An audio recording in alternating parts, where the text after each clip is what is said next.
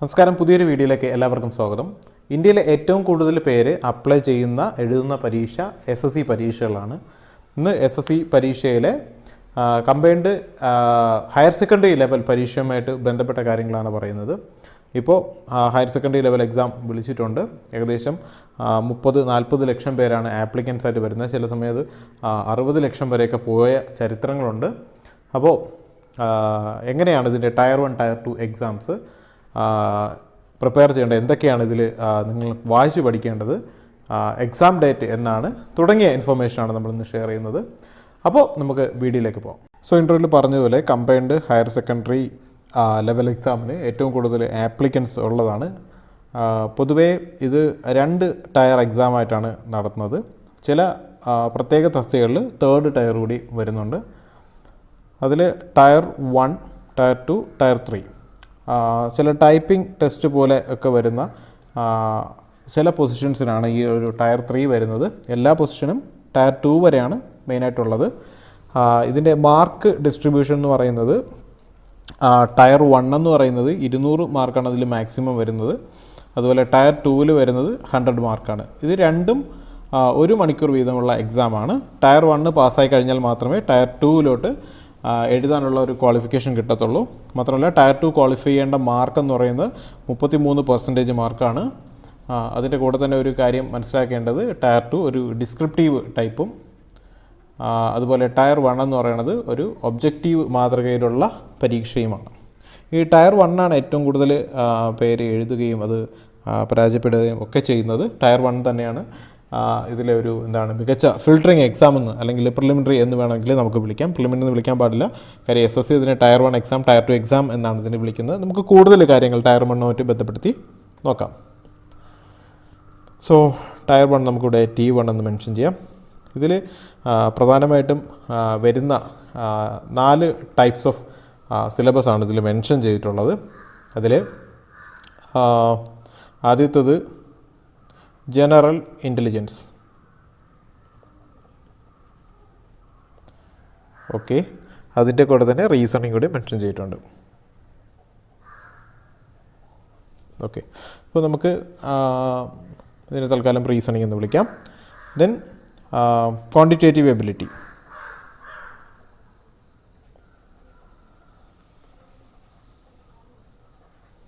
ഓരോന്നും പറയാം. ഇനി അടുത്ത് ഇംഗ്ലീഷ് ലാംഗ്വേജ്, ആൻഡ് ലാസ്റ്റ് ഒന്ന് ജനറൽ അവയർനെസ്.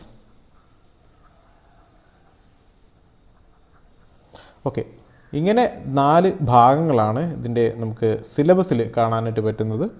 ജനറൽ ഇൻ്റലിജൻസ്, ഇതിൽ ഓരോന്നിലും 25 ക്വസ്റ്റ്യൻസ് വീതം ഉണ്ടാവും. ഓരോ ക്വസ്റ്റ്യനും 2 മാർക്ക് വെച്ചിട്ടാണ്. അങ്ങനെ മൊത്തം 200 മാർക്ക് ടയർ 1. ടയർ 2 വരുന്നത് മാക്സിമം 100 മാർക്കാണ് വരുന്നത്. സോ രണ്ടും കൂടെ കാൽക്കുലേറ്റ് ചെയ്യുമ്പോൾ 300 മാർക്ക് വരും. ഏകദേശം 120 മുതൽ 180 വരെയാണ് ഇതിൻ്റെ ഒരു ഫൈനൽ കട്ട് ഓഫ് വരുന്നത്. ഓരോ തസ്തികയ്ക്കും പ്രത്യേകമാണ് ഇതിൻ്റെ കട്ട് ഓഫ് വരുന്നത്. ഓക്കെ, സോ അത് പ്രധാനമായിട്ടും മനസ്സിലാക്കുക. നമുക്ക് ഈ ഓരോ ഭാഗത്തും നമുക്ക് എന്തൊക്കെയാണ് ചോദിക്കാൻ സാധ്യത, ഏതൊക്കെ തരത്തിലാണ് നമ്മുടെ പ്രിപ്പറേഷൻ കൊണ്ടുപോകേണ്ടത് എന്ന് നമുക്ക് നോക്കാം. സോ ആദ്യം നമുക്ക് ഇംഗ്ലീഷ് ലാംഗ്വേജ് നോക്കാം. ഇംഗ്ലീഷ് ലാംഗ്വേജിൽ വരുന്നത്, സോ ഞാൻ EL എന്ന് മെൻഷൻ ചെയ്യുന്നു. ഇംഗ്ലീഷ് ലാംഗ്വേജിൽ വരുന്നതെന്ന് പറയുന്നത് റീഡിംഗ് കോംപ്രിഹെൻഷൻ വരുന്നുണ്ട്. അതുപോലെ ക്ലോസ് ടെസ്റ്റ് വരുന്നുണ്ട്. അതുപോലെ പാരാ ജംബിൾസ് വരുന്നുണ്ട്.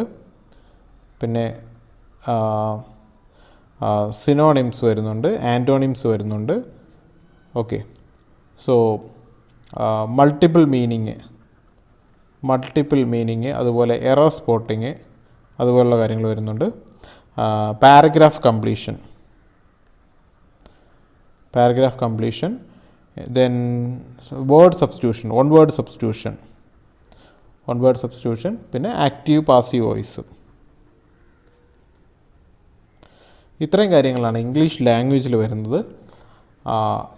Reading comprehension, cloze test, para jumbles, synonyms, antonyms, filling the blanks വരുന്നുണ്ട്. അത് ഞാൻ മെൻഷൻ ചെയ്യാൻ പറഞ്ഞു. Fill in the blanks. Okay, filling the blanks വരുന്നുണ്ട്. മൾട്ടിപ്പിൾ മീനിങ് വരുന്നത്, നമ്മുടെ പര്യായം കാര്യങ്ങളില്ലേ, അതുപോലെ തെറ്റിതിരുത്തുക എന്ന് പറയുന്ന പോലെ എറർ സ്പോട്ടിങ് വരുന്നുണ്ട്, പാരഗ്രാഫ് കംപ്ലീഷൻ വരുന്നുണ്ട്, വൺ വേർഡ് സബ്സ്റ്റിറ്റ്യൂഷൻ വരുന്നുണ്ട്, അതുപോലെ ആക്റ്റീവ് പാസീവ് വോയിസ് വരുന്നുണ്ട്. ഇത് ഏകദേശം 25 മാർക്കിനാണ്. ഇതെല്ലാം ഒരു 10th ലെവലാണ് ഇത് ചോദ്യങ്ങൾ ഉണ്ടാകുന്നതെന്നാണ് പറയപ്പെടുന്നത്. ഓക്കെ, ഇനി രണ്ടാമത്തെ ഭാഗം എന്ന് പറയുന്നത് നമുക്ക് ജനറൽ ഇൻ്റലിജൻസ് ഒന്ന് നോക്കാം. ജനറൽ ഇൻ്റലിജൻസ് ഓർ റീസണിങ്ങിൻ്റെ ഭാഗത്ത് എന്തൊക്കെയാണ് ചോദിക്കുന്നത്. ഇവിടെ ആദ്യം പറയാനുള്ളത് ലോജിക്കൽ റീസണിങ് ആണ്.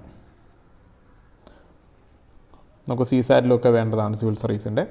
അതുപോലെ alpha numeric series,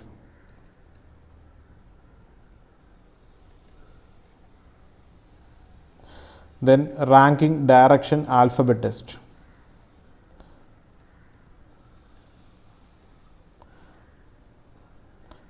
test, then data sufficiency, coded inequalities,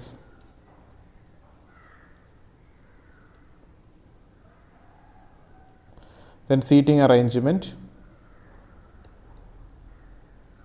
then puzzles ചോദിക്കുന്നുണ്ട്, tabulation,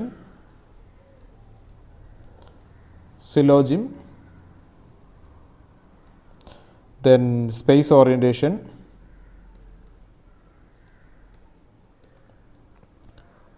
figural series, ഇതിൻ്റെ കൂടെ തന്നെ ക്രിട്ടിക്കൽ തിങ്കിങ് വരുന്നുണ്ട്. Okay, then coding and decoding.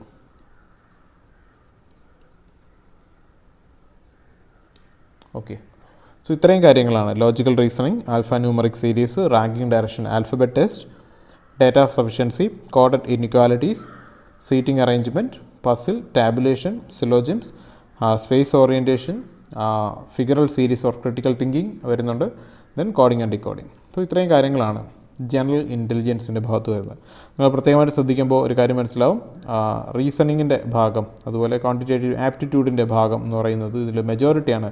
Around ഒരു 50% മാർക്ക് ഇത് മാത്രമായിട്ട് പോകുന്നു. ദെൻ അടുത്ത് നമുക്ക് ക്വാണ്ടിറ്റേറ്റീവ് എബിലിറ്റിയിൽ എന്തൊക്കെയാണ് വരുന്നത് നോക്കാം. ഇതിൽ നമുക്കിതൊന്ന് റൈസ് ചെയ്യാം. Okay, then quantitative ability, computation of whole number, decimal, അതുപോലെ ന്യൂമറസിയാണ് വരുന്നത്. Then profit loss, work time, work and time എന്ന് പറയുന്നത് ശരി. Okay, then time distance,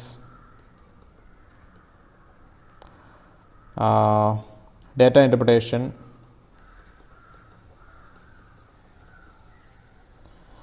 ratio problems, number system,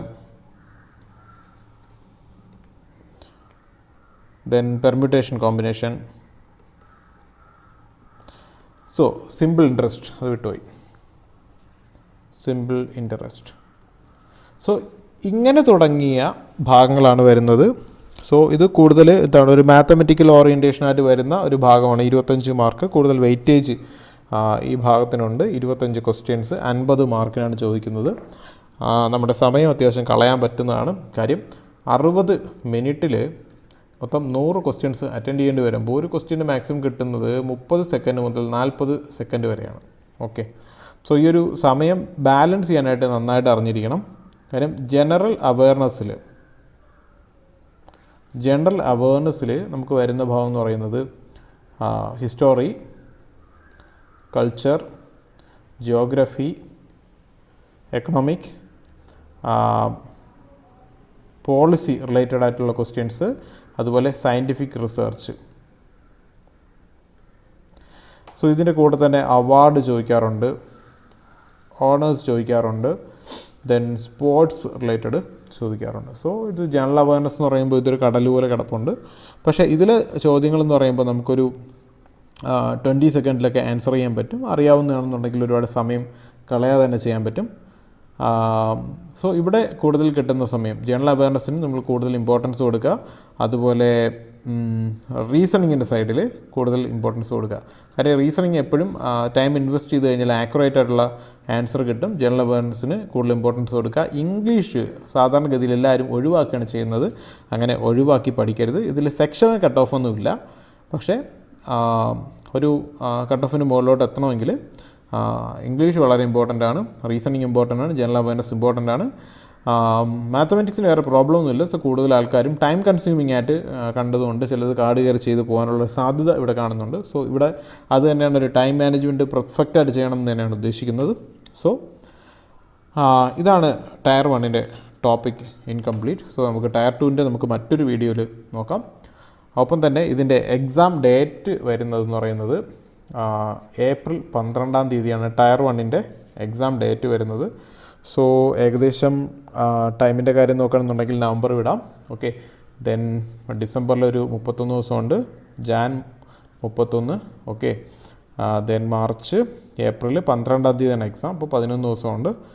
so it's around ഒരു 130 ഡേയ്സ് നിങ്ങളുടെ മുമ്പിലുണ്ട്. ഓക്കെ, സോ എപ്പോഴും ഒരു 90 ഡേയ്സിൻ്റെ ഒരു സ്റ്റഡി ഷെഡ്യൂളും തുടർന്ന് വരുന്ന ഒരു 40 ഡേയ്സിൻ്റെ ഒരു റിവിഷൻ ഷെഡ്യൂളുമാണ് നിങ്ങൾ പ്രിപ്പയർ ചെയ്ത് പഠിക്കേണ്ടത്.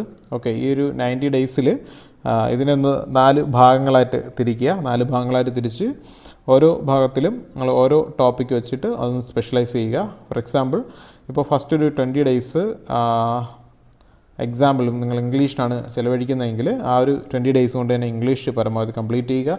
കംപ്ലീറ്റ് ചെയ്തതിന് ശേഷം ക്വാണ്ടിറ്റേറ്റീവ് എബിലിറ്റിയോ അല്ലെങ്കിൽ റീസണിങ്ങോ ചെയ്ത് പഠിക്കുന്ന സമയത്ത് ഇംഗ്ലീഷിൻ്റെ റിവിഷൻ കൂടി 1 മണിക്കൂറെങ്കിലും പ്ലാൻ ചെയ്ത് പഠിക്കുക. സോ ഈ രീതിയിലൊരു കോംപ്രിഹെൻസീവ് റിവിഷൻ ചെയ്യുക.